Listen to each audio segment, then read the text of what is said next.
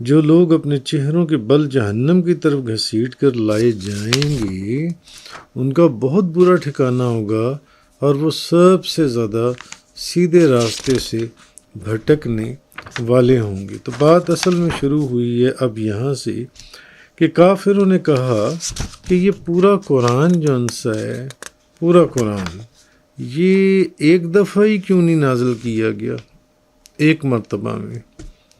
تو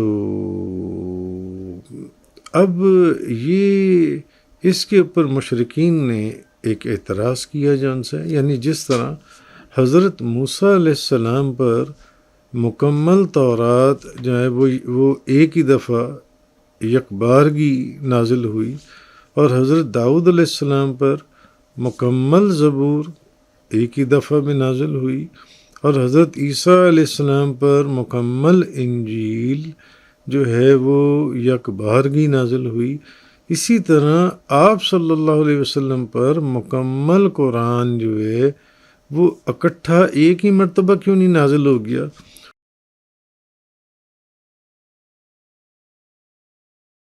وقال الذين كفروا لولا نزل عليه القرآن جملة واحدة كذلك لنثبت به فؤادك ورتلناه ترتيلا۔ اور کافروں نے کہا یہ پورا قرآن ایک ہی دفعہ کیوں نہیں نازل کیا گیا؟ ہم نے اسی طرح تدریجاً نازل کیا ہے تاکہ اس سے آپ کے دل کو مضبوط کریں، اور ہم نے اس کو وقفے وقفے سے تلاوت فرمایا۔ وَلَا يَأْتُونَكَ بِمَثَلٍ إِلَّا جِئْنَاكَ بِالْحَقِّ وَأَحْسَنَ تَفْسِيرًا۔ اور یہ آپ کے پاس جو بھی مثال یا اعتراض لائیں گے ہم اس کی برحق اور عمدہ توجیہ بیان کریں گے۔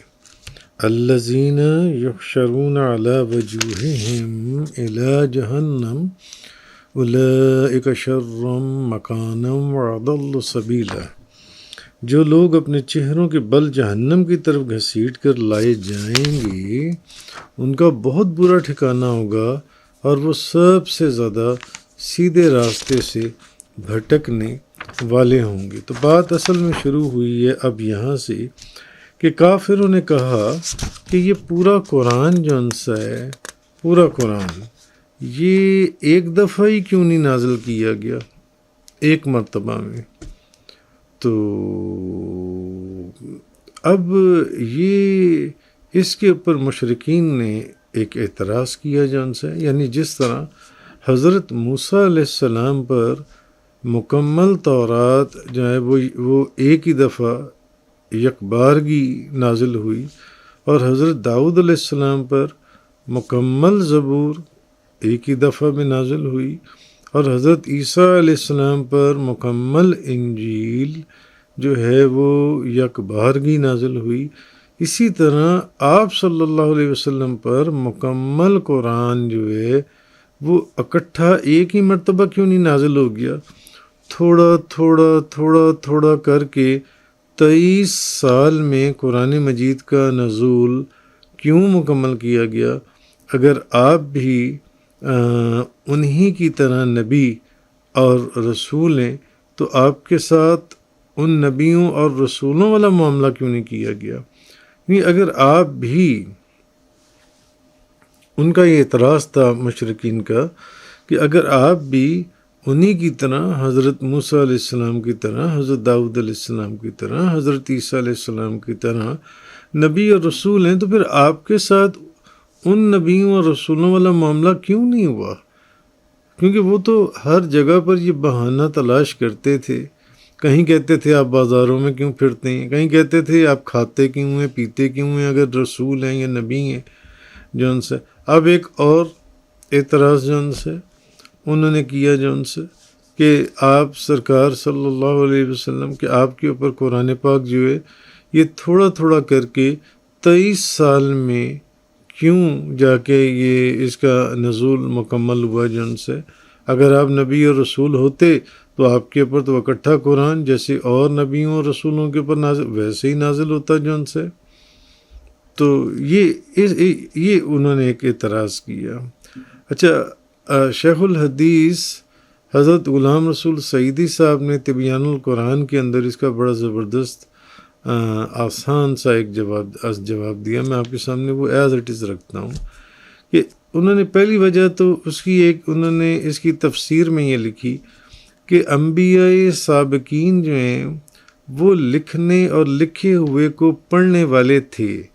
وہ جو ہیں لکھنے اور لکھے، اگر کوئی چیز لکھی ہوئی ہوتی تھی تو اس کو بھی پڑھتے تھے، اس لیے ان پر مکمل کتابیں ایک ہی مرتبہ مکمل کتابیں نازل کر دی گئیں کہ وہ اس میں سے اپنی ضرورت کے مطابق ان کو جس آیت کی ضرورت ہوتی وہ اس کو نکال کر پڑھتے رہیں گے.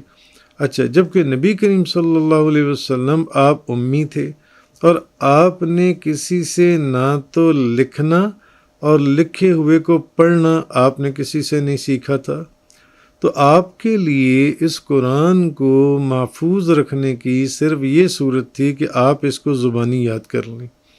نبی کریم صلی اللہ علیہ وسلم اس لیے قرآن مجید کو تھوڑا تھوڑا کر کے نازل کیا گیا تاکہ آپ کے لیے اس کو یاد کرنا آسان ہو. اور یہ بات بھی ذہن میں رکھیں کہ ابتدا میں آپ لکھتے نہیں تھے، پڑھتے نہیں تھے، مگر بعد میں اللہ تعالیٰ نے آپ کو لکھنا اور پڑھنا دونوں چیزیں سکھا دیں. اور احادیث سے یہ بات ثابت ہے کہ نبی کریم صلی اللہ علیہ وسلم نے بعد میں لکھا بھی اور پڑھا بھی جو سی ہے. اچھا، دوسری چیز یہ ہے کہ دوسری وجہ یہ بھی ہے کہ قرآن مجید میں ناسخ اور منسوخ آیات جو ہیں وہ آیتیں ہیں. مثلا پہلے بیوہ کی عدت 1 سال مقرر فرمائی، بعد میں یہ عدت 4 ماہ 10 دن 4 ماہ 10 دن قرار دی گئی. پہلے کفار کی زیادتیوں کو درگزر کرنے کا حکم دیا گیا. اچھا، پھر ایک وقت آیا کہ ان سے قتال اور جہاد کرنے کا حکم دیا گیا. پہلے حکم دیا گیا کہ نہیں، جو کچھ بھی ہے نا درگزر کریں. بعد میں حکم آیا کہ اب ذرا ان سے قتال فرمائیے اور ان سے جہاد کرنے کا حکم دے دیا گیا. پہلے ایک مسلمان کو 10 کافروں سے لڑنے کا حکم دیا گیا اور پھر تخفیف کر کے بعد میں ایک مسلمانوں کو 2 کافروں سے لڑنے کا مکلف بنایا گیا جن سے. اچھا، بعض احکام پہلے مشکل تھے پھر آسان کر دیے، جیسے یہ مثالیں، اور بعض احکام پہلے آسان تھے پھر ان کو آہستہ آہستہ سخت کر دیا گیا، جیسے شراب نوشی وغیرہ جن سے یہ اس کو بعد میں بالکل حرام کر دیا گیا. اور یہ تمام امور، یہ تمام چیزیں اسی وقت ہو سکتے تھے جب قرآن مجید کو بتدریج آہستہ آہستہ نازل کیا جاتا. اچھا، بعض آیتیں جو ہیں وہ مسلمانوں کے سوالات کے جواب میں نازل کی گئیں. مثلا مسلمانوں نے عورت کے حیض کے ایام میں اس سے جمع کرنے کے متعلق سوال کیا تو فرمایا حیض ایک نجس چیز ہے، ان ایام میں عورتوں سے دور رہو. اسی طرح مسلمانوں نے چاند کے گھٹنے اور بڑھنے کے متعلق سوال کیا تو فرمایا اس میں لوگوں کے لیے اوقات اور حج کے وقت کی علامات اور تعینات ہیں، اور اس کی مثل یعنی اس طرح کی بے شمار آیات ہیں جو ان سی ہیں. تو اچھا، مشرکین کے سوالات اور ان کے اعتراضات کے جوابات تھے جو ان سی، وہ قیامت کے متعلق سوال کیا کرتے تھے، مردوں کو زندہ کرنے کے بارے میں. اکثر آپ پیچھے کئی لیکچرز کے اندر یہ سنائیں، مردوں کے متعلق وہ سوال کرتے تھے. دوزخ میں درخت زقوم پر اعتراض کرتے تھے اور مکھی اور مکڑی کے ذکر پر اعتراض کرتے تھے. اسی طرح یہودیوں کے سوالات تھے کہ انہوں نے اصحاب کہف کی تعداد، پھر روح کی حقیقت اور ذوالقرنین کے متعلق سوال کیا تو اس کے جواب میں پھر آیات نازل ہونا شروع ہو گئیں.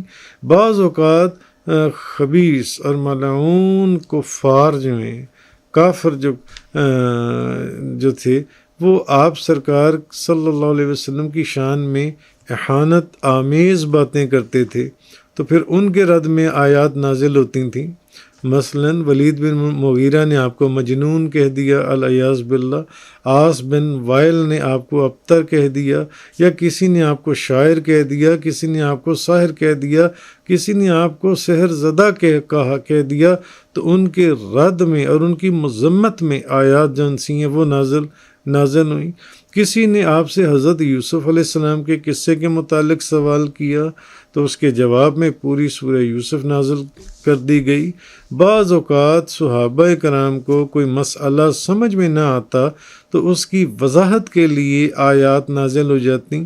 مثلا صحابہ نے پوچھا ہم اللہ کے راستے میں کیا خرچ کریں، بعض دفعہ پوچھا کس پر خرچ کریں تو اس کے بیان کے لیے آیات نازل ہو گئیں.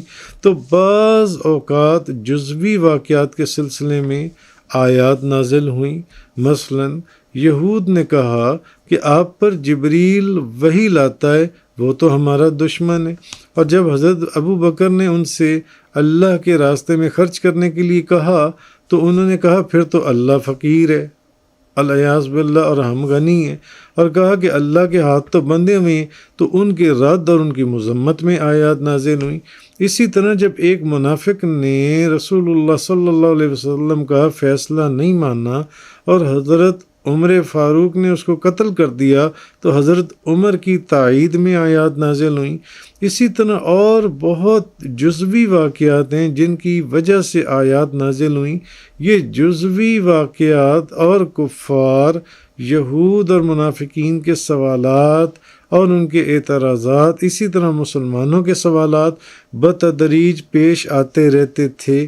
اس لیے ضروری تھا کہ ان کے حل اور ان کے جوابات کے سلسلے میں آیات بھی وقتاً فوقتاً آہستہ آہستہ بتدریج نازل ہوتی رہیں.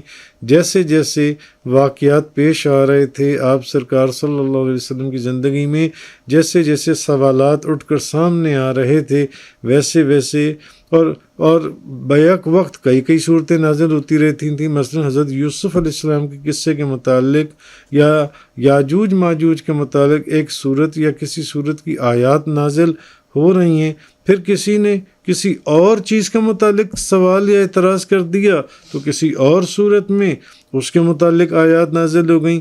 یہی وجہ ہے کہ قرآن مجید کی اصل جو چیز ہے، جو اس کا کرکس ہے، وہ یہ ہے کہ قرآن مجید کی ترتیب نزول کے اعتبار سے نہیں ہے. اور اس سے یہ بھی واضح ہو گیا کہ اگر قرآن مجید ایک بار یکبارگی مکمل نازل ہو جاتا تو اتنے فائدے نہیں حاصل ہو سکتے تھے جتنا کہ بتدریج آہستہ آہستہ آہستہ قرآن کریم جو ہے وہ نازل ہوتا رہا جو انسا ہے. تو پھر یہ بھی چیز ہے کہ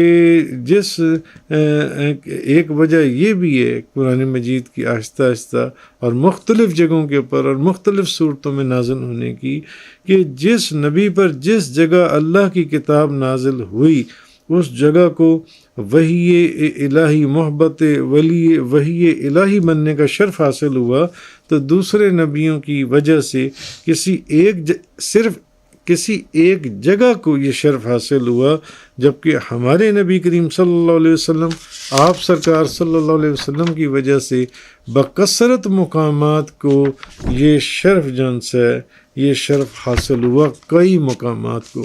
حضرت موسیٰ علیہ السلام کی وجہ سے جو مرتبہ کوہ طور کو حاصل ہوا تھا وہ مکہ اور مدینہ کے ریگزاروں، پہاڑوں، میدانوں، سواریوں، حتیٰ کہ ام المومنین حضرت بی بی عائشہ صدیقہ طیبہ طاہرہ زاہدہ عابدہ رضی اللہ تعالی عنہا کہ بستر کو بھی وہ مرتبہ اور مقام حاصل ہوا، کیونکہ کئی مرتبہ حضرت عائشہ کے بستر پر بھی نبی کریم صلی اللہ علیہ وسلم کے اوپر قرآن جو ہے وہ نازل ہوا، اس ایسی صورت میں بھی قرآن نازل ہوا.